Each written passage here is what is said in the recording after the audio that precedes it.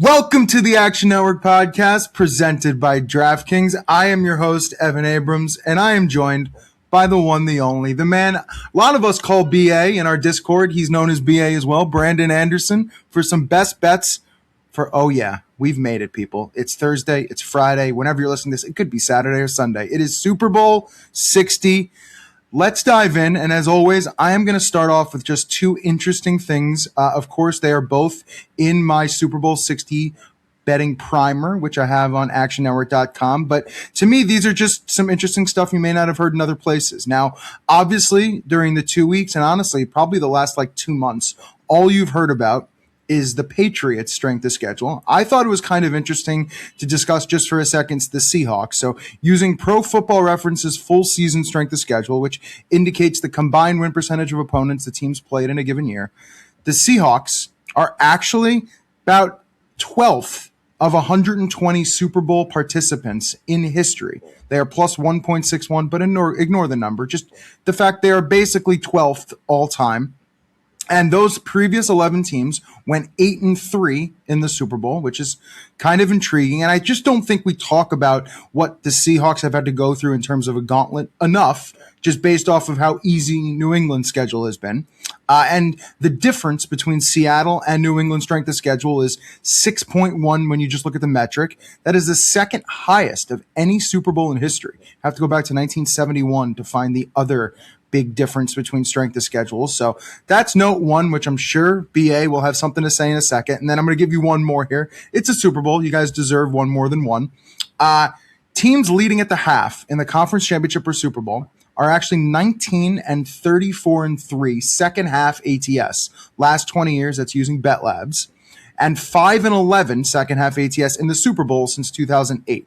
The other one, which is in my newly published Referee Trends and Stats article, teams leading at the half when Sean Smith, who is the lead official here for the Super Bowl, leading at the half, a second half ATS, 41 and 79, 34% against a second half spread, failing to cover by 2.9 points per game. Now, since 2008, we've had 54 main officials in the NFL. That is the worst second half ATS mark for teams leading at the half, and they have gone under 500 second half ATS in all 8 of Sean Smith's seasons. So I found that reasonably intriguing, especially because both trends kind of go together, and it is extremely slanted. Now we can talk about who's going to lead at the half and all those fun things during this podcast. But let me bring them in. BA, Brandon, what's going on, man? How are you? Welcome to the end of week 2, heading to the Super Bowl. Yeah, back with the studio lighting, back out of the dungeons of North Dakota for the big game one last time for our preview here. Yeah, man, this is going to be a really fun game. Definitely a game that I got more interested in and more excited about as I dug in over these last couple of weeks. And of course, this is the one time all year we have 2 full weeks to prepare, and then it's just one game. So you're going to get angles from every direction, everything you got. And yeah, it makes sense really that in the games of this magnitude, conference championship, Super Bowl, it makes sense when you have teams that good that they're going to fight back in the second half, that the team that's leading is going to face some real push or some real competition from that team coming back. And especially, we know how good the underdogs have been in the Super Bowl. And so that kind of makes sense aligning with that as well. Strength of schedule. So Patriots strength of schedule. I had a tweet that talked about week by week through the schedule. You might have heard it on some other podcast you listen to, because this thing has been everywhere that I've seen. Hat tip to myself. They faced 11 fired head coaches. 10 plus the Steelers who resigned and didn't get fired. Eye roll. 11 coaches who are not with the team anymore, plus the Jets twice, who arguably should have fired their coach, fired everybody else, plus the Bengals, no Burrow, no Chase, plus 3 NFC South teams. That's it. That's the entire schedule. For the Seahawks, they have already this season 6 victories against a team that won 12 or more games this season. Oof. That is an NFL record already, and it'll be 7 if they win the Super Bowl. Now, granted, we got an extra game on the schedule, so 12 wins is more like 11-5 back in the day. So there's slight asterisk on that one, but they're about to pass the record by 2 if they get this win, and it's, of course, largely it's the division. instead of playing the Jets and the Dolphins, you're out here playing the 49ers 3 times and the Rams 3 times this season. That's obviously accounting for a lot of those wins. So the question now is, this feels, this probably isn't quite as apt these days, the way college conferences have reformatted, but it used to feel like whoever came out of the SEC was just going to be like the big favorite in the championship. And isn't the NFC West kind of the SEC of this year, where we had these 3 powerhouse teams competing all year? Seattle took the top 2 down in the playoffs. Here they are. I came into this exercise 2 weeks ago thinking, man, Seattle Rams, that was the Super Bowl. Then we found out who they're going to beat. Now we'll just figure out how I'm going to bet it. And then the longer that these 2 weeks have gone, and you read some stuff and you listen to some content, you watch some videos, you're like, well, everyone's making a pretty good case for the Patriots. There's some pretty interesting stuff out there, and we'll get into it both sides. And then the more I dug in to say, okay, let's finalize some picks here, I'm back around to feeling pretty good about Seattle again. And it's the Super Bowl. These are 2 good teams. Credit to both of them. You only beat who's in front of you, and the Patriots and the Seahawks beat who's in front of them. And here we are. And if the Patriots win one more, then somebody's going to say, well, they beat Sam Darnold. Congrats. Who cares? You won the Super Bowl. Nothing matters anymore. If you beat all the rest of the teams and are the last one standing, flags fly forever, won't matter. But you got to win one more still. So we'll see how it goes. Yeah, and as a guy who graduated from IU, I would more call the NFC West the Big Ten, but that's a subject for a different day. If you'd like to tail some of the bets we're about to discuss, find the quick slip link in the podcast and video description, or visit actionnetwork.com/bet now. Even better, sign up for Action Pro, especially right before the Super Bowl. We got Action Pro users get real-time alerts as soon as experts like Stuckey, BA, Chris Raybon all track their picks in the Action app. You'll also get real-time money percentages, see where the smart money's flowing, access to our NFL player prop projections powered by the one and only Sean Kerner. Also, you can nail those live too. They've got live player prop projections, which always fun during the game. I got a few live angles for you during this pod. Right now, to celebrate Super Bowl 60, you can get $60 off an annual subscription. Just visit actionnetwork.com/pro to get started. That is $60 off a year of Action Pro. actionnetwork.com/pro. All right, let's do it. So we are going to go through a bunch of sections right now. Brandon's going to have a lightning round of some props and bets. And then at the end, we're going to do some Gatorade, some fun novelty stuff, and some long shots. So we've got a lot on tap for you guys. Let's start with the Seahawks defense, which inevitably talks about New England's offense. So give me a little bit of there, and I'll give you a few stats on the way. Yeah, so Seattle defense to me is the one unit I feel best about in this game, and that makes sense. That was the defense. That was the unit I believe most in all season. There were 2. It was Seahawks defense. It was Rams offense. That's why we hyped that matchup that we wanted all year. We got it 3 times. It was fireworks every time. It felt like that was the Super Bowl, and Seattle's defense came out on top, with a little bit of help from the offense as well. But Seattle defense, number 1 DVOA, top 2 against the run and the pass all season. And if you look at those matchups, since week 13, they played the Rams offense twice. They gave up 64 points. So we'll call that a push at best, maybe a fail by the Seahawks defense. But the Rams offense is miles better than anyone else against every other team since week 13 and every other game. So 64 points to the Rams, 44 points total to every other team since then. 44 on 62 drives, 2 touchdowns in that entire span, 7 points a game for all non-Rams opponents.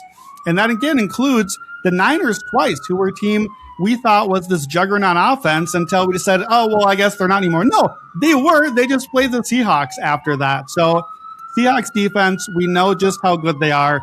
And like you said, inevitably, we got to talk about the Patriots offense here. And to me, Patriots offense, the metrics from the season are very strong, but it doesn't quite pass the smell test to me. So they faced, got to say it, the easiest schedule in the league by DVOA, offense and defensively, pretty totally unproven till the playoffs. And now they faced a very difficult playoff schedule, but they have not been good offensively at any point in the playoffs. 18 points a game. That's the lowest for any team that made the Super Bowl since 1979, almost 50 years. They're at minus 0.73 EPA per drive. Now, that number doesn't mean much to you, so let me give some context. The Jets this season were at minus 0.72. The Patriots this playoffs have been the Jets offense. That's how bad it's been comparatively to other Super Bowl teams. That number ranks right in between the 2000 Ravens and the 2015 Broncos. Guess what? Those are defense teams. Those are all-time great defensive teams that we knew were supposed to be that good defensively, that we knew the offense just needed to stay out of the way. That's what the Patriots have been so far. And if you think they are that, you should probably bet the Patriots. I don't think they are that. Patriots have scored 54 points in 3 playoff games. It's the fewest for any 3-game playoff win streak since 1969. They have been below 30th percentile, both success rate and EPA per drive, all 3 playoff games. From Shieldcopadia, Drake Maye ranks last among every quarterback in the last decade with 3 starts and 1 playoff in EPA and success rate. He's 33rd percentile EPA in the playoffs, 33rd percentile on the season against a top 10 defense. This is the guy that, as we record this, Evan, is up for MVP tonight. Like, by the time you listen to this, he might be our reigning MVP, but he had this year 9 games worth of PFF grade at 60 or higher. Here's who those were against. Dolphins, Jets, twice each, Panthers, Bills, Saints, Titans, Giants. Not exactly a real gauntlet there defensively. And only 4 of those games with a good PFF grade since week 7. Meanwhile, 8 games, 50th percentile or worse PFF and EPA, 6 of those since week 7. And Seattle defense, by the way, has held opponents to 50% or worse 14 of 19 games. So we're going to get probably a slightly or much worse below average type game from Drake Maye. And I think we just have to start there with Seattle defense really good, Drake Maye probably good, Patriots offense not good so far in the playoffs.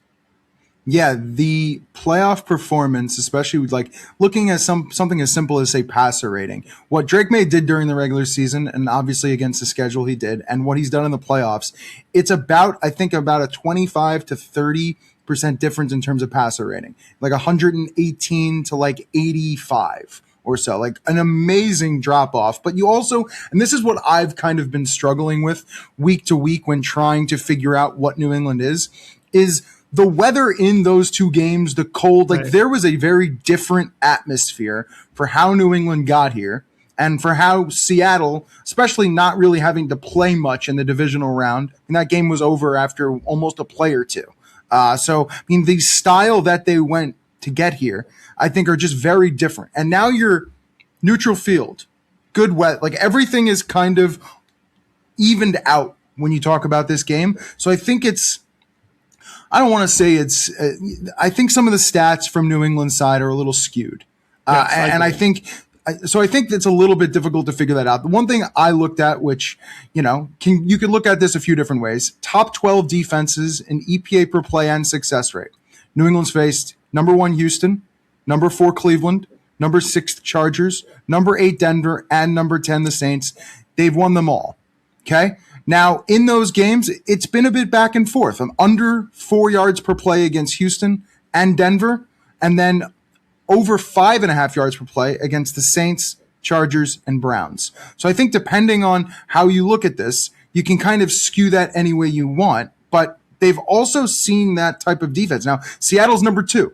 So they've pretty much seen what they need to see entering this matchup. And now we're going to talk about health and all that stuff a little bit later. But I think a big thing is Eamon Warry. Even if he plays in this game, based off of knowing he's got a slight ankle sprain, I mean, how does that impact what Seattle does on defense? So I think that's a big part of it. Now, Sean Kerner, who obviously looks into all these individual players, especially on the defensive and tackles and assist side, what do you do with that matchup? Even if he plays, and say he's got to be replaced a few snaps by Okada or Joby or Woolen, however they decide they need to do that, especially let's say he's 60% good, 40% decoy just to get the guy out there. I think it impacts the matchup. So New England's seen it, but I feel like this one could be a little bit different.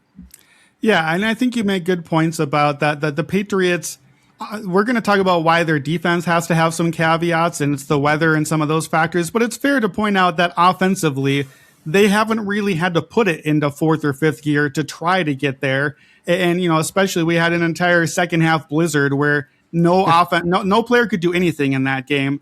So it's fair to caveat that. So I think then it's worth to look at this specific matchup. And I do see, again, some real matchup issues for the Patriots offense. Seattle defense, number 1 against rushing by EPA. Patriots been bottom 10 by EPA. I just have a really hard time seeing a successful rushing game by New England, even to the point that I don't think it's worth getting that much into. So, okay, what else? Well, the Patriots have been a passing team all year. We talked about explosives. They're the number 1 explosive team, 20% of their passing plays, 14% of their offensive plays overall. But they just played Denver, who was the number 1 explosives defense, and we saw them take those away. Guess who's number 2? It's Seattle. Only 7.8% of the plays allowed. Top 2 fewest explosives running and passing. And Drake Maye has seen his percentages fall off on 20-plus air yard throws, completed 77% of those through week 8, 35% since then as the season has gone along. And look, Sam Darnold has a similar type trend with how he's gone, but we'll get to that side of the ball. Seattle, number 1 DVOA against wide receiver 1. Okay, so let's zoom out. If you're taking away mostly Stephon Diggs, that's wide receiver 1. And if you're taking away the deep ball, Booty, if you're taking away the run game, okay, what's left? Like, where is the offense supposed to come from for the Patriots? I'm worried also about their offensive line. And we talked about that in previous matchups as well. But Will Campbell and Wilson on the left side, those guys have really struggled this postseason. And Drake Maye along with them, they were in the regular season 24th in the NFL in pressure rate allowed. Seattle is 4th in pressure rate. They are deep on the defensive line. They're coming at you in waves, rested and ready to go. Patriots were bottom 5 in sack differential in the regular season, and now it's even worse. Drake Maye, if you look at his EPA per play under pressure in the playoffs, he would rate as the worst quarterback in the league in the regular season numbers. 63% pressure to sack rate, 5 sacks all 3 games so far. Now, look, some of Drake Maye's sacks aren't quite as damaging. Some of them are escaping the pocket, getting like a 2-yard loss as he steps out of bounds. But these are still negative plays. These are still plays that can kill a drive. And it's hard to find, to me, the script for what the Patriots offense can do. Now, I do think one thing is by design, Seattle is not great against short passes. They're great on long passes defensively. They're great intermediate. They're kind of league average at short passes. By design. That's what they want you to have to do. If you're going to throw short 10, 12, 14 times down the field, they believe they're going to make a play in the meantime. They're going to get a negative play. They're going to get a turnover, some big tackle, and you're not going to make it all the way down the field. And don't forget, Patriots are also pretty poor offensively in the red zone, where Seattle is elite. So now you're 10, 12 plays down the field, and you settle for a field goal at the 10 anyways, even after all that work. So it's just asking a lot of Drake Maye to manage all that pressure and make those accurate short throws under pressure, pass after pass after pass on these long drives all the way down the field. So before we even get to the other side of the ball, I'm coming with my first bet here. I'm going to take the Patriots team total under 20.5. Now, the Patriots have only gone under that number 4 times all season, but twice has been in the playoffs. And look on the other side. Talked about Seattle's defense. They've played 19 games, 3 against the Rams. We know how good the Rams are. Outside of the Rams games, Seattle's opponents have gone under 20.5, 13 out of 16 games. 15 points a game in those, and 2 of those 3 overs came in garbage time in the fourth quarter, 1 in the final minute. Evan, do you know who is the only not Rams team to score 21 on the Patriots this season, not in garbage time? Do you know who it is? I don't, but I would guess one of the AFC East teams. It's a good guess. It is not one of the AFC East teams. It is the Tampa Bay Buccaneers. Oh, it's sure. the only one that has done it. And by the way, both these teams are also bottom 4 in pace. So I was looking for unders anyways on a slow game, a defensive game. And look, I'm not really sure what I think about Seattle scoring. We'll get to that next. But I don't think the Patriots are going to score. So first bet of the podcast, Patriots under 20.5 team total. Yeah, I like it. Honestly, I'm a little contrarian, as you know. I would consider. I think New England sticks in this game, So I like the under as well. I would even look at maybe New England stays under 20.5 and still covers or still wins this game in a low scoring game. So I think something like that might be possible. So that would be one thing I look at. But yeah, let's turn to the other side of the ball here. I think the question everyone should be asking themselves, can we still trust Sam Darnold, even though he just came off maybe the best game of his career in the NFC Championship game, possibly against the Rams? But you have a thought about when they need to be successful. So what are you looking at when you look at Seattle's offense and New England's defense? Yeah, as a Vikings fan, still trusting Sam Darnold is a very kind word to use there. I don't know if we ever quite have trusted Sam Darnold, and I think that's the big question in this game. This side of the ball, to me, is much more unpredictable. So Seattle offense, we've talked a lot over the last couple of months, has faded pretty hard from Week 11 forward. They played the Rams in that game. I know there's a lot of Rams talk here, but from that game forward, Seattle's offense cratered from number 1 passing to number 25 passing by DVOA, but suddenly really good these last 2 weeks against the Niners and the Rams again. Now, is that because you're facing teams that you've played before a couple of times? Is it because they had a little extra time to prepare? Did they do some self-scouting perhaps in that the couple bye week that they had, the extra time off? That could play into the factor there as well. But Darnold's numbers fell off a lot from early in the season to late in the season. And it's pretty easy if you're trying to be contrarian or make a Patriots case, you're starting with Darnold. Like, that's the place you start, and you're probably starting with turnovers. Seattle, as good as they are, second most turnovers in the league this year, 28 giveaways. They had multiple giveaways 9 times this season. Now, none in the last 3 games. Pretty convenient time in the game for the 1 seed and then 2 playoff games to not have turnovers. You're going to look pretty good when that happens, but football is tough. The ball is oblong. What if the turnovers come back? What if Darnold looks like the other Darnold again? On the flip side, Patriots defense suddenly elite. Like, it looks like the Seahawks defense out here. 2.4 yards a carry against the run in the playoffs after they had completely fallen apart down the stretch. Their passing defense was bottom 5 by DVOA the first half of the season. They've been up more like league average last half of the season, even better in the playoffs. Milton Williams is back. Christian Gonzalez was hurt early. Zach Kerr calling plays has been really good. There's a lot of positive momentum with their defense. And I think there are some matchup spots, too, that they can really attack. Seattle's offense, for being a Super Bowl favorite, is not really a Super Bowl favorite type offense. They're the lowest pass rate neutral in the league. They've only had 2 games all season with a positive pass rate over expectation. One of them was the Rams game that they just came off of. One thing in particular, this is a very heavily play-action passing offense. Darnold leads the league in play-action by DVOA, but the Patriots defense all season has been really good against play-action. Top 2 by DVOA, by EPA, whatever metric you want to use. Patriots play lots of light box. We've talked about how Seattle tries to bait you into being heavy and then beat you on play action. New England hasn't really done that all season. It's part of why they've been so good, I think, against play action. But they also play 9th most man coverage in the league. Sam Darnold, way better against man than zone this season. 3rd in EPA against man, more like league average against zone. And JSN, good against everything, but especially ridiculous against man.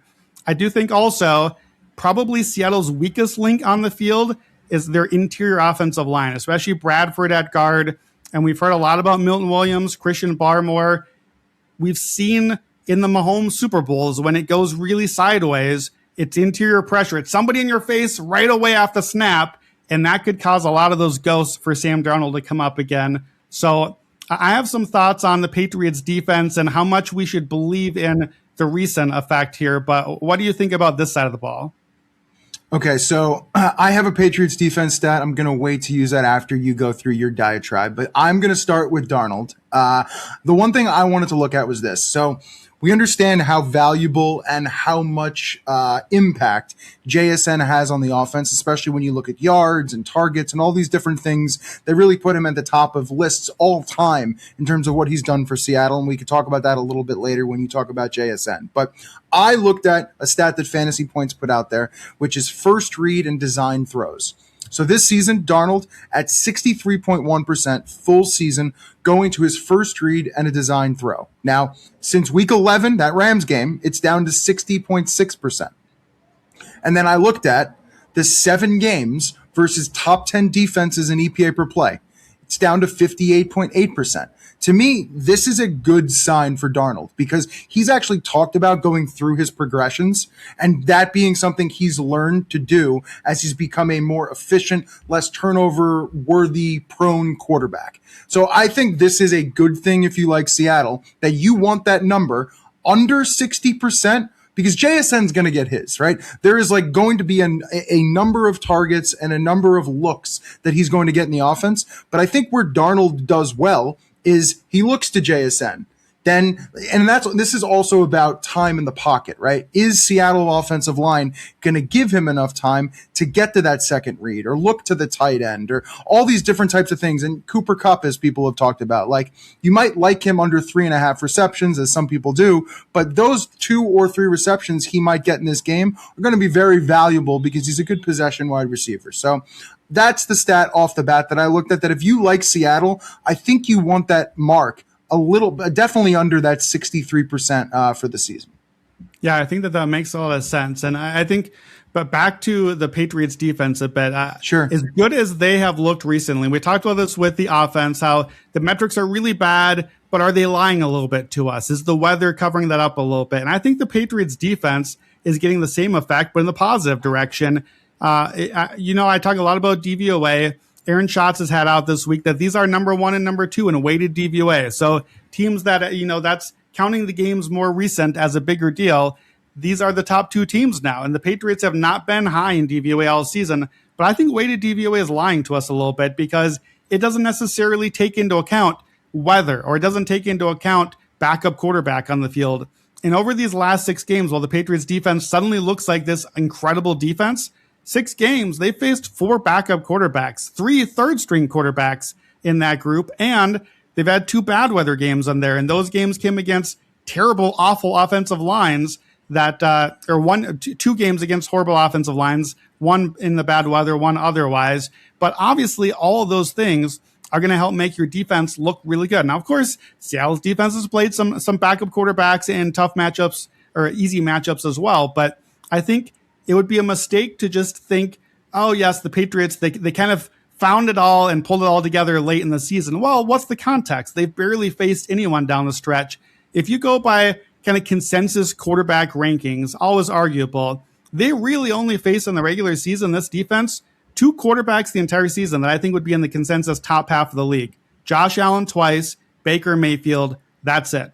They have not been that tested, and now I don't know that they've really been tested in the playoffs by what we've seen based on some of the conditions there. So lots of hype right now for Milton and Barmore at defensive tackle. Lots of hype for Gonzalez and Carlton Davis at corner. I think, though, there's some drop-off there. Milton Williams has been really good. Christian Barmore, really good pass rush. But if you look at his metrics against the run, out of 134 inside defensive linemen at PFF, he ranks 133rd against the run. Second to last out of all of them. Carlton Davis, good corner, but he likes to gamble. He can get beat in man coverage. Watch for defensive pass interference from Davis sometime this game. Jackson Smith and Jigba is going to love lining up from Carlton Davis when he gets the chance. And I think he can kind of torch some of the man coverage, even some perhaps bracketed or double team coverage. I still don't know that they're going to keep up. And Patriots dead last in red zone defense by DVOA on the season. And so that's another spot where if Seattle moves the ball enough, can the Patriots slam the door, or will the Seahawks just get the ball in anyway? So to me, if I want to trust the Seahawks defense, if I want to believe in Darnold, some of the numbers you said, I have to believe in them early. And that means early in series, early on downs, and early in the game. Seattle led the league this season in passing DVOA on first down. They dropped to 25th on third down. Here's the translation. When it's neutral and you don't know what's coming, Seattle can kill you with passing. When we know Sammy has to pass, no thank you. It's not going great for us. And we've seen that play out, again, Vikings fan here, more than just this season. We've seen that sort of thing play out with Darnold in his career. Patriots defense is the opposite. They've been really good on third down, below average on early downs. That's a rough formula. If Seattle can just move the chains and not even get to third down, then it's going to be pretty easy. You don't have to convert third down. You never got there. Seattle's offense also has been way better early in each half. Top 6 DVOA, first quarter and third quarter. Below average offense, second and fourth quarter. Here's what I make of that. That is Clint Kubiak, future Raiders head coach, getting the script right. That is having a plan at the start of the game and out of halftime, and it's sort of masking, covering up some of the offensive weaknesses, and we've seen that in the playoffs. Look at these Rams-Niners games. We've just come off of 4 of those in the last couple of months. The biggest game Seattle's played against the Rams. First 2 drives, 7 and 3 points. Against the Niners, first 2 drives, 7 and 3 points. Other Niners game, 7 points on one, 66-yard drive, turnover on downs on the other. Other Rams game, 7 points on one, punt on the other. The offense is moving the ball early, and the Patriots, we know we talked a lot this year about they're a first-half team. That's offense, not defense. They are the 30th DVOA in the first quarter, and that also has played out in the playoffs. Let's look at the matchups. As good as the defense has been, the Chargers, who scored 3 points all game on their first 3 drives, got to the 2 and then the 5. They just settled for a field goal and turned it over on downs, but they moved the ball early and scored their only points for the game. Houston got all the way to the 1-yard line, settled for a field goal, and then scored a touchdown 4 plays in the second quarter. That's 10 of their 16 points early in the game. Denver, with Jared Stidham, touchdown on the second drive, red zone turnover to start the second quarter. That's their only 7 points. So even in the playoffs, the Patriots defense is giving up, moving the ball early for opponents. And I think Seattle can do that here. Now, here's one more stat. This is complete throwaway stat. I realize just how irrelevant this is, but why not help the case?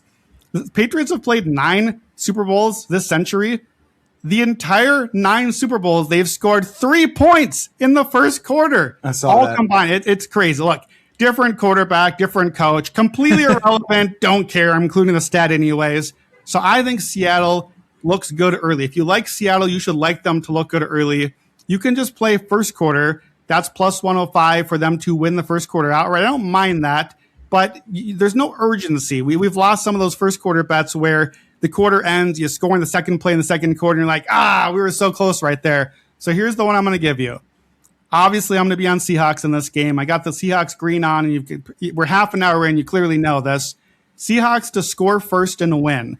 You can bet that outcome. It's a combined bet at most major books, plus 125. And look, if I want Seattle in this game, I'm going to want them to look good early. If they're bad early offensively, if they fall behind and I have Sam Darnold off script, I'm probably not going to want to be investing in Seattle anyway. So give me Seahawks first score and win outright, plus 125.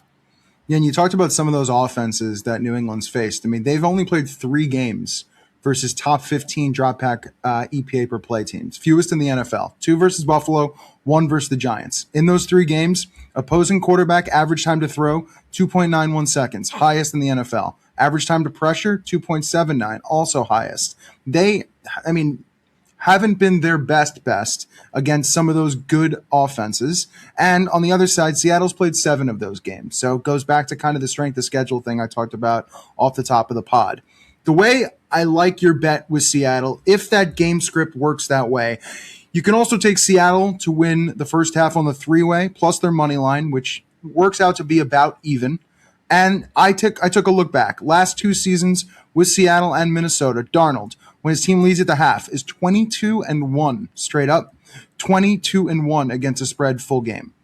When they're trailing, respectful, 6-5, but it kind of talks about what you said. When he's comfortable, when he's leading, almost unbeatable. So to me, I think that is a good way to play this game. Yeah, I think so. So a couple other notes on Seattle here as we kind of wrap up the big picture and move toward trends. Special teams. We've talked about with Seattle all season. They're going to have a big advantage here. Now, not as huge of an advantage as against the Rams or Niners, but the Patriots are really going to be disadvantaged everywhere except punt return.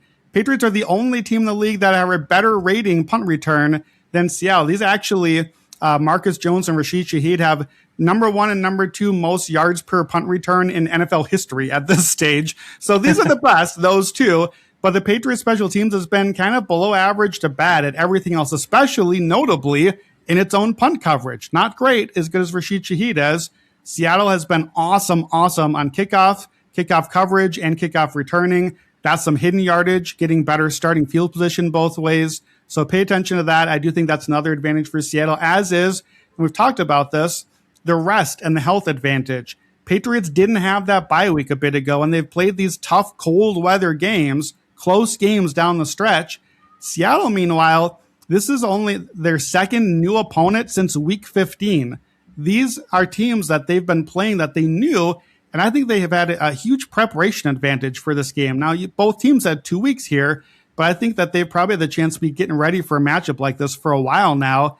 And then obviously health-wise, you talked about Imanwari, but Drake May's shoulder has been a story we've talked about a lot all the last couple of weeks. Robert Spillane, the linebacker for the Patriots, a couple other defenders. There are more injury notables for New England than for Seattle. And then a few stats. I think I pulled these right out of your article. So hat tip to you on all of these. But if we're going to go with a side pick here, teams with a better winning percentage in the Super Bowl since 2003, ridiculous. 1-17 ATS. And that, in this case, is the Patriots. They tied the Seahawks in the regular season, but played that early game because Seattle had the bye week, New England didn't. And by the way, the only cover in there, that was the Patriots against Atlanta. They trailed 28-3, so they were not exactly supposed to cover that one time either. So that's a Seattle trend. Teams that failed to cover the conference championship since 1970, 2-11-1 ATS. That makes sense to me. If you are barely getting to the Super Bowl, a bit of a Cinderella type story perhaps, you're probably not the team that's going to go and cover again the next game. And then, of course, the stat we know every Super Bowl, if you like a team to win, you should like them to cover. Super Bowl winners all time, 57-2 against the spread, 88%. So whoever you like, you should bet to cover. 31-1 ATS if the spread is 6 or below. Look, I don't love Seattle minus 4.5. I'll be honest. I have it 5.5. I don't see a ton of value in that. It's kind of a dead zone as far as points go. 5 is not a number you need to worry about. This is not necessarily a bet on a week 8 Sunday that I'd be rushing to give out on the podcast. With a Super Bowl, we have to give out a side. And I took Seattle 3.5 on the hot read right after it posted. All the trends tell me if I like Seattle to win as much as I do, I just have to like them to cover as well, because I think part of why that trend is happening where the winner covers it's the last game. You're giving out everything. So maybe where you might just push toward the end or even like take a knee, you're throwing one more crazy Hail Mary or something, and maybe it's setting the other team up to cover. And to me, at the end of the day, the Patriots have 3 playoff wins, I think mostly by letting the opponent beat itself. Now, look, you're here in the Super Bowl. You did the thing, and maybe they can let Sam Darnold beat himself too. But to me, Seattle controls its destiny. They're the better team, and they should win, or they'll be the team that loses it. But I think it's Seattle that controls the outcome either way. If it's a side, it's Seattle minus 4.5 for me. Yeah, special teams, I'll say one more thing. The kicking is such a difference. You have DVOA, Seattle's first, New England 24th, kick return, 6th for Seattle, 15th for New England. To me, those are the biggest advantages, and especially seeing, even if Seattle kind of gets held back, maybe doesn't do great on third down, Myers is fantastic, and I definitely trust him more than I do Borealis. And you mentioned punt return. It's kind of an even game there. But I think you're probably right in terms of what you like with Seattle. I just think there's better ways to play it. Like I think there's better ways to lay to get the Seattle money line and a few different things versus that 4.5, because again, a lot of key numbers there. So a little scary. All right, let's talk about defense and the Super Bowl. This is really your specialty. I've done this pod with you. You and I have been here at Action for a while. I know you are on this in a lot of different ways year to year. So how do you tend to try to play defense in the Super Bowl? Yeah, pencil me in next year's Super Bowl podcast as betting the defense. I'm going to do this every Super Bowl until it stops being profitable. Defenses score touchdowns in the Super Bowl. I don't really know how to explain why it's happening, but it is a thing that keeps happening. Just happened last year. Cooper DeJean, pick 6, 17-0 game over against the Chiefs. It happened in the previous Chiefs-Eagles matchup. Nick Bolton scooping a score. He almost had a second touchdown. It got called back on a bang-bang review. Otherwise, he's probably MVP of that game for the Chiefs. 23 defensive touchdowns now in 59 Super Bowls, at least one in 20 of them. That's more than 1 out of 3 Super Bowls that have a defensive score. So why? I don't really know. I don't really care, to be honest. It's just the trend I'm following. It's defenses that have more time to watch their tendencies. Maybe they're able to jump something that way. I mentioned the desperation factor.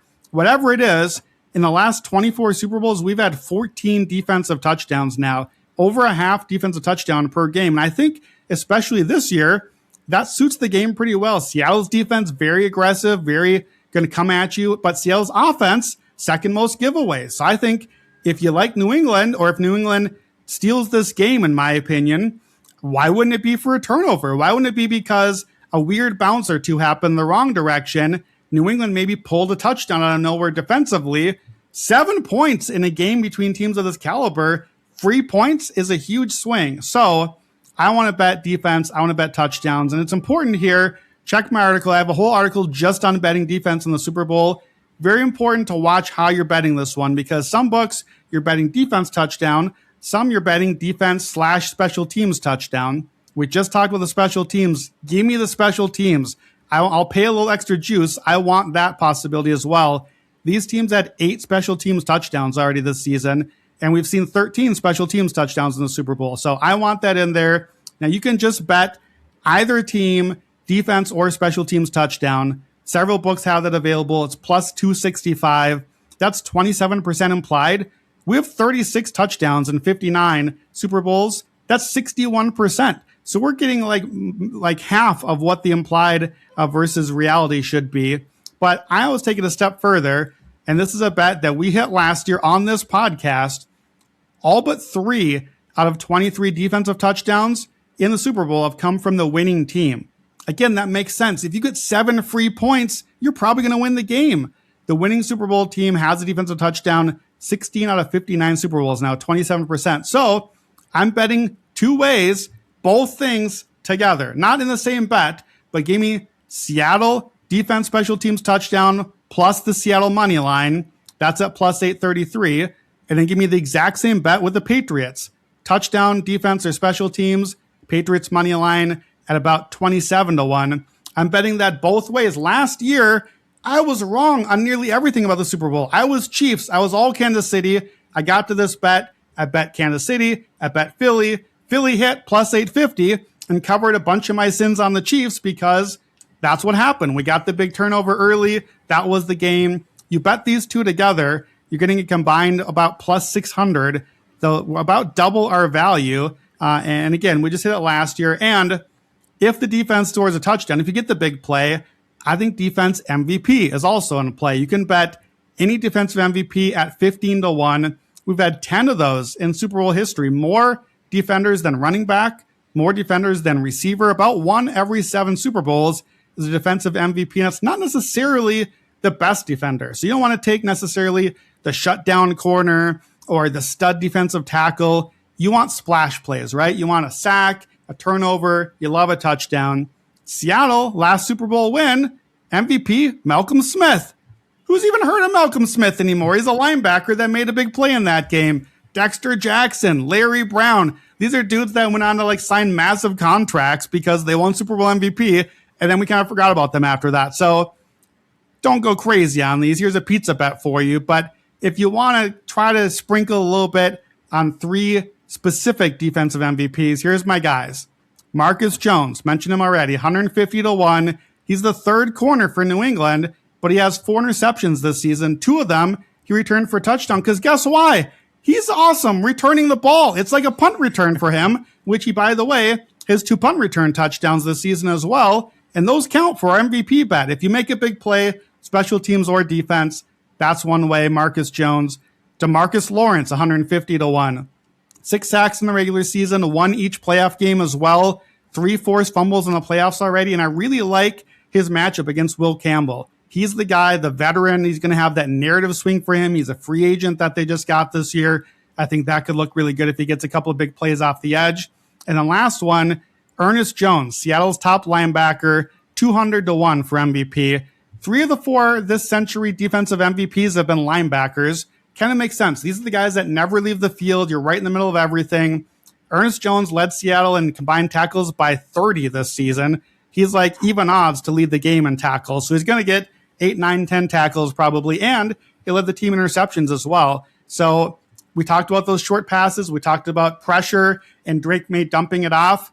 Guess who's waiting for you right over the middle? Maybe Ernest Jones taking it back the other direction. So bet on defense, bet on defensive touchdowns, maybe even a defensive MVP. If it's going to be one Super Bowl, why not this one? We've had so much defense in both of these teams leading us here. Yeah, you and I look at the same stats, and we're basically on the same players. I like your three choices for a multitude of different reasons. The way I would look at is this. I like over 2.5 turnovers in the game. That is the over-under at the moment. I think Seattle's D-line versus Drake Maye, though, is the focus. One of the reasons I like Drake Maye over 29.5 rushing yards almost 2 weeks ago, now up almost 10 yards after that, is this. Maye has played 4 games versus top 10 teams in pressure rate this year. 10.4% dropbacks resulted in a sack versus those teams. Of 27 QBs with 4+ games versus those top 10 pressure teams, Maye's 10.4% mark is the 6th highest of those 27 QBs. Now, the interesting thing, 10.4% versus top 10 pressure rate teams, down to 7% versus all other teams. That 3.4% difference is a lot. And in those games, those 4 games versus the high pressure rate teams, 13 scrambles, 114 yards, and a touchdown. So I think he's going to be on the run. And I think of those 3 bets, DeMarcus Lawrence feels great. Over, I think it's a quarter sack was plus money when we took it about a week ago. To me, that's the play. And if he's going to get a sack, if he's going to be in his face, and I also think fumble recovery, maybe a touchdown. There's different ways to play that, but I think Drake's going to be on the run. And again, you mentioned it. Will Campbell is not the matchup. I think that's good in this one for him. So I like Lawrence on the other side, and let's root for some defense. Yeah, Will Campbell had a lot of talk on the combine last year about having short arms and could he hold up. And I think we could get a lot more talk here on this one if he struggles like he has, because Lawrence is a beast and he's going to cause a lot of problems off the edge. All right, it is time for lightning round. We're going to go through some props.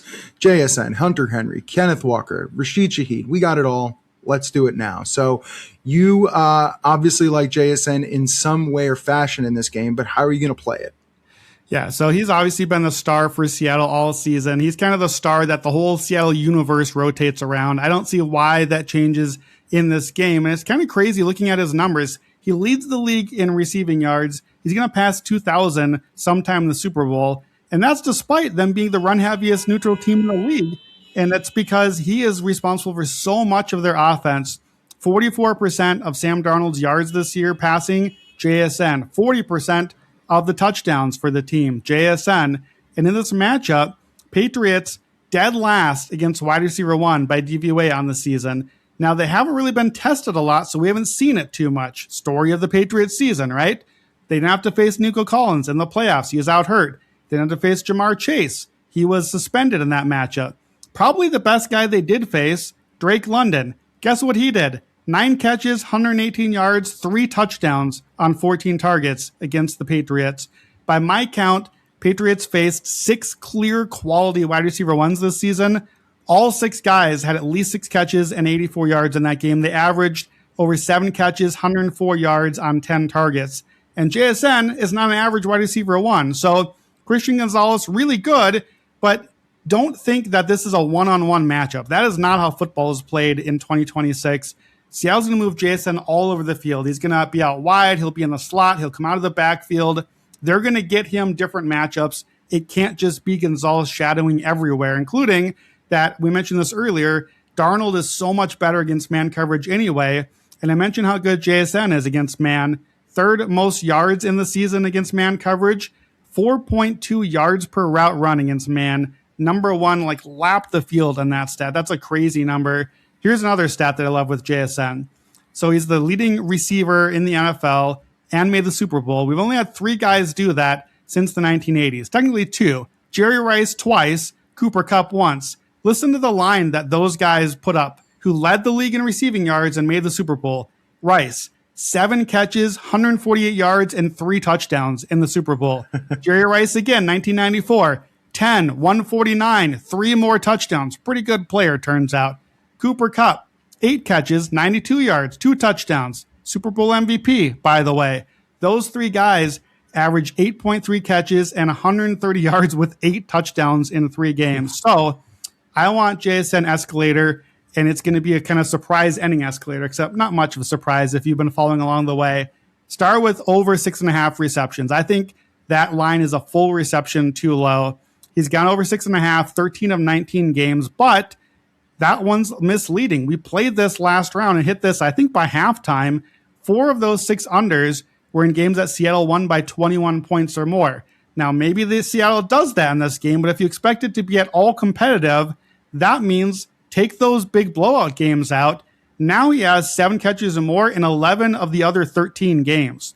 That makes over 6.5 look really good, even at minus 139.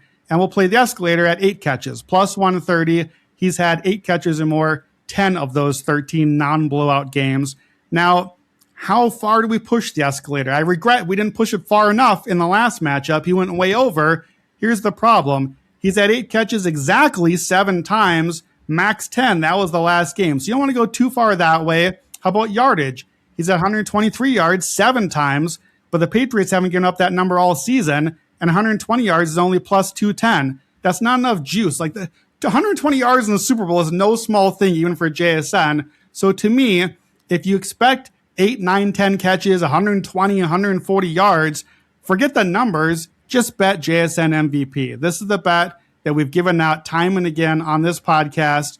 28-1 before the playoffs, 15-1 before the NFC Championship game. And we know Super Bowl MVP, obviously it's a lot of quarterbacks. 58% all-time, 74% in the last couple of decades. But in this matchup, JSN is going to take like half of Darnold's production. So you tell me, Darnold has 260 yards and 2 touchdowns. Okay, JSN had 140 of that and a touchdown himself. Which one of those feels more impressive to you?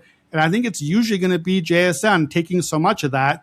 Also, probably not a running back this game. No running back MVP in the Super Bowl this century.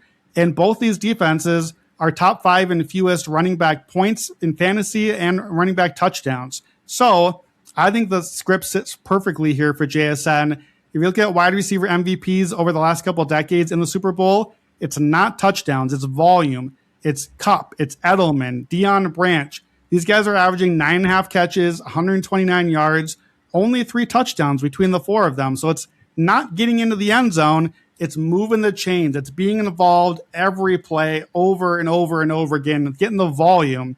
So here's how to bet it. JSN MVP is plus 550. If that's all you've got, I'm fine with it. I still think there's a value there. I'll help you with the math. He's got to be MVP in about 22% of Seattle victories. I think that's good in this matchup. But there's a book out there combining for you JSN to win MVP and have 100 receiving yards at plus 850. That's crazy to me. He's going to have 100 yards to win MVP anyways. Like his receiving line is 95. He had 90 yards or more in 14 of 19 games this season. So if we can't get to the 100 yards, we're probably not winning MVP anyway. It's hard to imagine what the scenario is. So I will happily take that extra boost. JSN, 100 receiving yards and MVP. That's the top of the escalator here. It's plus 850. I think JSN finishes the season in style just like he has all season long. Yeah, you talk about those odds. I mean, right now he's 5-1 at a few books. That would be the second lowest price for a wide receiver to win Super Bowl MVP since 2003. He's in a class with Larry Fitzgerald, who was 4-1 back in 2008, which is just absolutely absurd in itself. And I teased this stat earlier, but 44% of the Seahawks receiving yards during the regular season. That's the highest mark for any team to make the Super Bowl over the last 50 years. He is so valuable to this offense. And I think New England's going to do everything they can to try to stop him in this game, but I think it's only about containing him. The thing I was looking at, I still kind of believe this is going to be a close game, especially as I kind of dig into this more. So I was looking at 3+ receptions in the second half for JSN. Now, he's at 3.9 targets in wins in the second half, and it's up to 6 in their losses. So even if it's not a loss, so to say, but a tighter game, I still see 5 targets, 6 targets in the second half, and I feel like getting 3+, even if this game does start slow, which you feel like everyone you talk to kind of feels that's going to be the pace, feels like a decent bet to me. So that was the way I was looking at it. I got one more JSN bet, but I'm going to save it for the end when I kind of spew my long shots. All right, let's go Hunter Henry then. So we keep playing running backs and tight ends against Seattle. I think running back, they finally caught up a little bit to Ramondre Stevenson. But since week 8, no non-Rams wide receiver has better than 50 yards against the Seahawks. It's all running backs and tight end targets. Seattle opponents, 24% target rate to tight ends on the season. Seattle is top 6 most receptions and yards allowed to tight ends. They've already had 7 tight ends with at least 6 catches against them. Again, that's the script we talked about. Short passes, long drives, dump offs to running backs and tight ends. So Hunter Henry, we tried way back at the start of the season. We whiffed there. We're going back to the Hunter Henry well. He's only had 6 catches in the playoffs, but again, some weird scripts, not a lot of passing there. I looked starting at over 3.5 catches. That's where I wanted. He's over that in 9 of 17 regular season games, but we're at minus 140. It's a lot of juice on that one. And what I noticed is that he has 2 games this season where he had 4 catches but under 45 yards, but he had 4 games where he had less than that many catches but still had 39 yards or more. So translation, even if the volume of catches isn't there, he can still hit yardage. So I pivoted to yardage instead. Let's go over 39.5 yards plus 105. Henry has had 39 yards or more, 11 of 20 games, so 55%, just over half. We're getting plus money here. Seattle has allowed a 40-yard tight end 10 times in the regular season, and even with the big blowout wins, both playoff games, they've allowed a 40-yard tight end. So I like Hunter Henry to get to 40 yards, and then we'll take the Henry escalator. 50 yards plus 155. Seattle has allowed a 50-yard tight end now 12 times, including the playoffs. 10 times, including the playoffs. Henry has 49 yards or more himself 8 times. And then probably not, but just a little nibble, top of the escalator, 80 Henry yards at plus 630. He's done that twice. Seattle's allowed that 4 times this season. Yeah, you, Stuckey, everyone's kind of talked about Hunter Henry in this game, and it's basically what Seattle's done against tight ends on defense, and it's not fantastic, and it's one of their weaknesses. So I could see everyone kind of going on that path. The one thing I looked at is when New England's been trailing this year, which obviously isn't often considering their schedule and winning as many games as they have. But when you do that, their 2 top targets, Stephon Diggs, 26 of 286 when trailing, and Hunter Henry, 23 of 252 when trailing. Both at about 11 yards per reception on average there, both with 16 first downs. And the thing I like, and here's my angle, he's been barely looked at early in games. 0.6 targets in the first quarter, up to 1.2 or higher in all other of the quarters, including 1.8 in the second quarter. It's 3 times the number of targets per game in the second quarter for the first. So if he starts slow and maybe they go 3 and out, maybe they only get a drive or 2 in the first quarter, I think it's a great option for a live bet on Hunter Henry to get some receptions and yards in this game, especially say that 39.5 comes down to 29.5, 25, right, which might happen if he's kind of empty after the first quarter. So that would be a live look I would get. All right, let's go to Kenneth Walker. Yeah, I know Sean Kerner had the first quarter Hunter Henry under yardage and the second quarter Hunter Henry over, which is, boy, if that's not threading the needle like I've ever seen it. But that, you're right, that does set up. I don't really give out a lot of live bets. I'd rather give you the content up front here, but this does set up really well. I'll trust Sean's word on the first quarter, second quarter stat. You had the numbers to back it up, so that might be the spot here. Kenneth Walker, receptions. That's another one that we have played in the playoffs already. We hit this against Seattle. His receiving has gone way up. Last 10 games, 2.7 catches, 28 yards on 3 targets a game. That doesn't sound great, but before that, 1.2 catches for 9 yards a game. So he's tripled his yardage, more than doubled his catches, 1.3 targets up to 3.1. We hit this against San Fran. Now Charbonnet is out, so that's even more Kenneth Walker. And again, it kind of fits the script we talked about. If New England does get some of that inside pressure, some quick outlets, some quick dump-offs to Kenneth Walker makes sense. Patriots allowed the 5th most running back receptions on the season. 12 running backs had 3 or more catches. So let's get that from Kenneth Walker. Just 3 catches. That's the line. Over 2.5. It's minus 120. He's had 3 catches, 7 of the last 10 games. And when he does have 3 catches, he averages 39 yards a game in those matchups with at least 29 yards, all but one of them. Patriots allowed 29 or more yards to running back receiving 7 times this year. So the Walker escalator, 30 receiving yards at plus 160. And look, maybe we get one long breakaway, a little bit of an explosive there out of the backfield. just 3 catches, and hopefully he breaks that one and hits our escalator there. I was kind of surprised. Conference championship game, Halani and KW had 8 total targets in the game. Yeah. So, I mean, they are definitely getting looks there.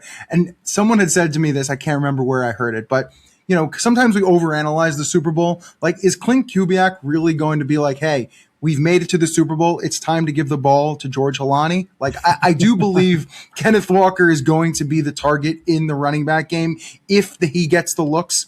And when he gets 3+ targets, he's at 3.8 receptions per game, and he is 17-3 over 2.5 receptions in his last 20 games with 3+ targets. So if he gets the looks, almost a lock at 17 out of 20 in that scenario. All right, time for our favorite player. What are you doing, Rashid Shaheed?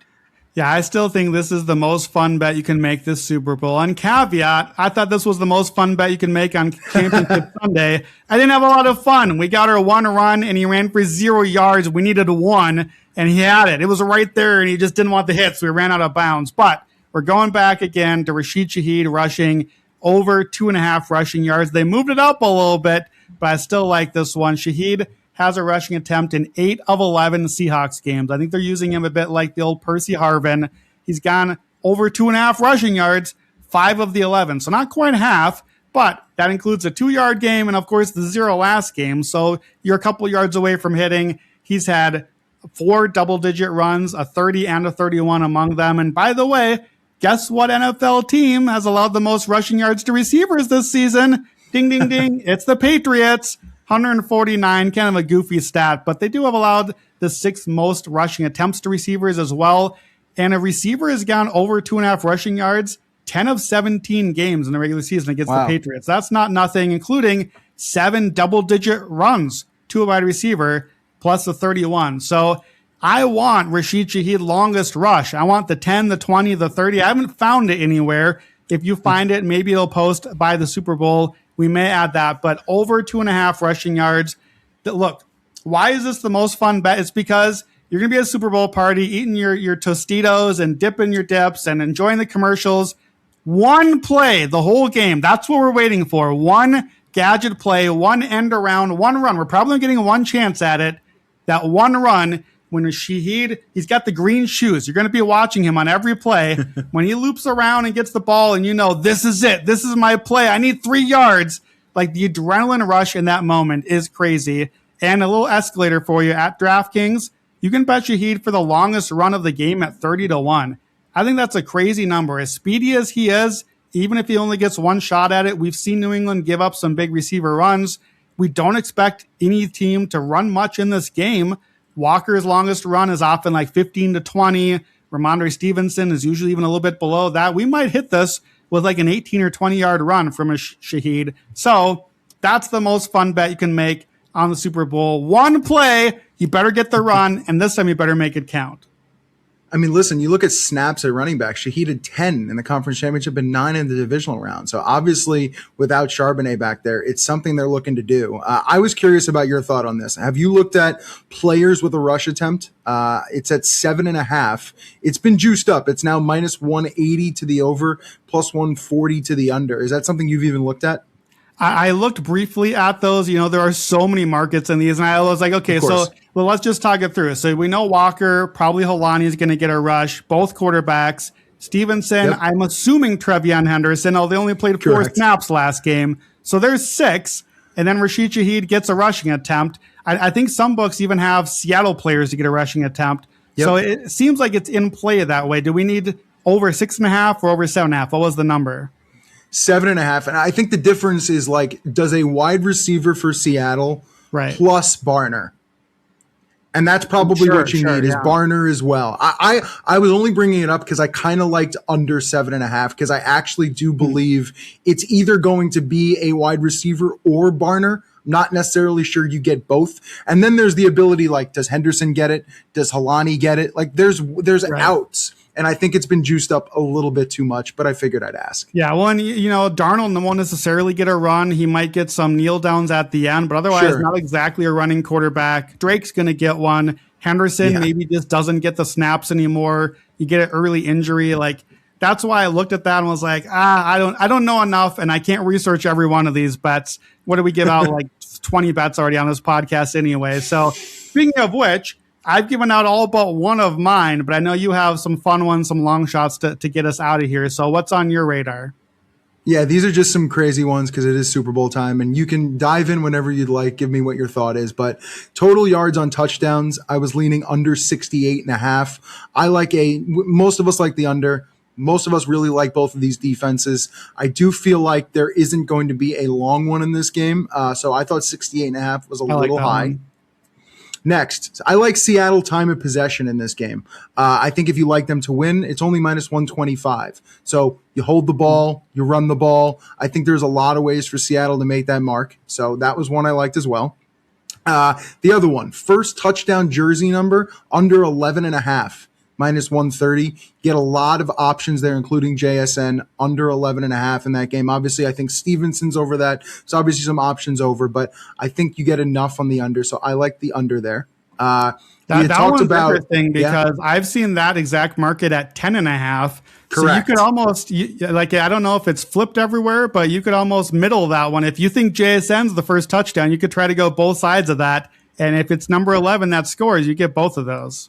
Correct. I saw 10.5, looked at a few other books, some shops. I saw 11.5. To me, that's a huge difference, especially at my only minus 130. Another fun one. I kind of like, and maybe I'm just buying into the Super Bowl hype, but over 2.5 players to throw a pass in the game. It's sitting there at plus 160.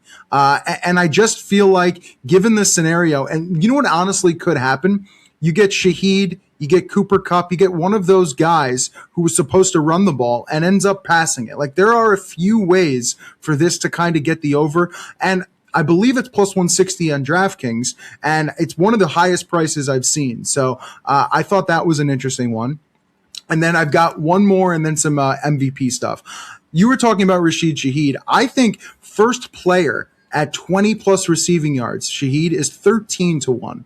Like I think there is a chance early in this game they look downfield for Shaheed. They did it in the conference championship, he hit that. And I do believe an early pass to him, especially when JSN's getting all the attention. And I just, a lot of people talking Jake Bobo and this and that. I think they don't want to take Shaheed's speed off the field. So first player, 20 plus receiving yards at 13-1. And then I had some MVP thoughts. So Drake Maye, and this is out there. There's a bunch of combinations at books. Drake Maye to score a touchdown and win MVP, which you can't do normally, but is combined is 10-1. And then Shaheed first touchdown and MVP is 100-1. Now, right now, he's only 30-1 to an MVP. So he takes a punt back. He gets like a big touchdown. That's 100-1. Then this is the one I really like. We talked about JSN before. For him to get the first touchdown and win MVP is 25-1 right now. Now you're talking about only 5-1 or so to an MVP. I know a lot of people are going to bet him to score the first touchdown. So 25-1 in that market feels like a great nibble. Yeah, I really like those markets that I've seen, the combined ones, where you kind of get to build your script of why are you the MVP? What did you do? Did you set the tone early with the first touchdown? Did you get multiple touchdowns? Is it Drake and you ran the touchdown in? You can imagine that one being up last year for Jalen Hurts, and it's just like a no-brainer to add in the anytime touchdown. So I like those. You get to kind of build the script. And I thought of one other thing. Rashid Shaheed, I do believe he hit that one last game. They had the big long pass early. The other thing I remembered, we finally got our one run last game immediately after a special teams return. Poor Shaheed has just been running all over the field. And then he's like coming around. I'm like, they're not handing off. No, this is our one run right now. So please script the game a little better. Don't have your kick returner go on the very next play on the one run you're giving him. But I like some of this, the weird play stuff here. I always look at the over 2.5 guys to throw a pass. Josh McDaniels, he's been here before. He's going to have some goofy stuff drawn up. I think the Patriots will play like the underdog, so you might get a flea flicker. That one doesn't really count for the overpassing, but a reverse pass, a Philly. The reason I'm always a little hesitant to bet the over 2.5 passers, I'm afraid I'm going to cash that one and celebrate on a 2-point conversion on like the Philly play, and then it's not going to count for me because they're not counting that one for us. So let's hope to God that's not the Rashid Shaheed touchdown we get is off of the 2-point conversion instead. One One other one I didn't have in my notes, but I do like, of course, because the last time these teams played in the Super Bowl, we saw how it ended. The 1 yard pass at the goal line and the interception. At most books, you can bet on, will Seattle throw a pass from the 1 yard line? Will they complete a pass from the 1 yard line? Will they throw an interception at the 1 yard line? Well, there's a book that has Seattle to throw a pass 10-1 from the 1 yard line. I didn't do the math on it. That does not check out to me. Like you get a pass interference in the end zone, balls at the 1. You get a run stuffed, balls at the 1. You can't tell me the fact that they threw an interception in a totally different regime, different team, different era. Like that's no bearing whatsoever. Darnold's also not a sneaker. He doesn't sneak. You're right. You're right. Yeah. So I like that one. 10-1. We'll throw that in. And then my other goofy one, just to finish us up, blue to be the color of Gatorade on the Super Bowl winning coach at plus 290. I'll make a real case for it.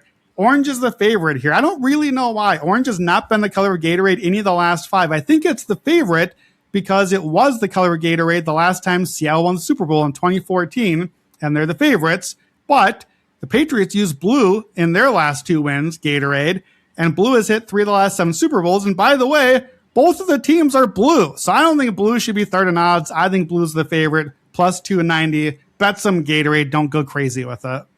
I believe highest tickets and money at DraftKings on this market is the yellow-green option because people are assuming that. But it's interesting. People are assuming that was Seattle. But you're right with blue. It kind of covers both teams. I think the 2 sharp bets are blue and clear. So we'll see what happens. But what else you got? I've got just a look ahead here for next year's Super Bowl. Do you have anything else on this year before we get to that one? No, I think it's time to talk Super Bowl 61. All right, Super Bowl 61, 2027. I don't even know where the Super Bowl is next year. You know where the Super Bowl is next year yet? I don't. It might be Los Angeles. I feel like I remember it being in California as well, but maybe I'm wrong. I don't know. I don't know is every year the first bet I make is right around this time. And I always kind of say, okay, who is next year's Seahawks? Who are next year's Patriots? Who are those teams? So a couple of years ago, coming out of the Super Bowl, we went Eagles, 17-1 as the next Ravens at the time. They got the coaching refresh. We hit that last year. Last year at this time, we went Seahawks. We went 49ers too. I think that was a good bet. 20-1, didn't come home. Seahawks 70-1. I had as a Vikings NFC 1 seed type blueprint, an outcast quarterback, which I thought was Geno Smith. Turns out Sam Darnold. We'll take it. It got here. We got one more shot at this. 70-1. Let's hope it comes home. Here's my early pick for next season. Next year's Rams, I think, are right there in Los Angeles. I think it's the LA Chargers. You get a possible elite balanced offense that can run, pass the ball, MVP quarterback type caliber play, a great coach, a defense that rises up. And the main things here are the offensive line and the offensive coordinator. So Mike McDaniel, my eyes is lit up when you're bringing in Mike McDaniel to replace Greg Roman. Holy smokes. You can't really go from a worse to a better in that scenario. Now, I think it probably takes some time because it's a very different offense. But combined, that offensive coordinator to me is a multiplier. It's a force multiplier that makes everything better around you. So you have one limiting factor with Greg Roman, and now you have this explosion factor with McDaniel. And you also have an offensive line that ended the year worst in the league, in my opinion, bringing back maybe the 2 best tackle combination in football, Joe Alton and Rashawn Slater. And we all know we're going to get back to August. The first podcasts we do are going to be rank the coaches, rank the offensive lines. Coaching and trenches are my biggest edge on the market. There is no bigger edge and swing from worst offensive line in the league to one of the best, probably top 5, and one of the worst play callers in the league to one of the best offensive callers as well. I put those marks into my big spreadsheet. That alone jumped the Chargers from like middle of the league offensively to basically even with the Rams, number 1. That's how big of a jump it was. They're number 1 overall. Now, they were including Jesse Minter in that stretch, who's now gone. Chris O'Leary's the new play caller. That's going to be probably a downgrade, but I like Chris O'Leary. He's pretty good with Notre Dame. He's a secondary guy. And bonus, Patrick Mahomes off an injury, Bo Nix off an injury. The division sets up well for the Chargers too. It's 20-1. I think the Chargers are next year's Rams, and hopefully they actually make the Super Bowl in that one. Did you look it up? Is it LA so we could get a home Super Bowl too? I was just gonna say you nailed it. It's at SoFi, so we're taking the Chargers to win the Super Bowl at home. And listen, the Rams, we almost got there this year, so we'll take the Chargers on the AFC side. Chargers at home with the home field penalty, as I often give them at SoFi Stadium. So I'm not sure if that's good or bad for our bet, but we'll go out with Chargers 20-1 either way for 2027. Yeah, nothing like ending the pod with blue Gatorade and the Chargers. All right, that'll do it here on the Action Network podcast for our Super Bowl 60 Best Bets episode presented by DraftKings. If you want instant notifications when action experts track their bets, go to actionnetwork.com/pro to get $60 off a year of Action Pro. And if you haven't yet, perfect for the Super Bowl, check out our new AI Quick Slip bot on X. Just tag Playbook at Playbook. Tell it to grab whatever bet you're looking for, and it'll create a quick slip link for you in a matter of seconds on X. Super, super easy. Again, if you want to tail some of the bets we gave out today, make sure to look for the Quick Slip link in the podcast and video description. Go to actionnetwork.com/bet now. Thank you for listening all season long. Enjoy the Super Bowl. Good luck with all your bets this weekend, and enjoy some Tostitos. Have a good one.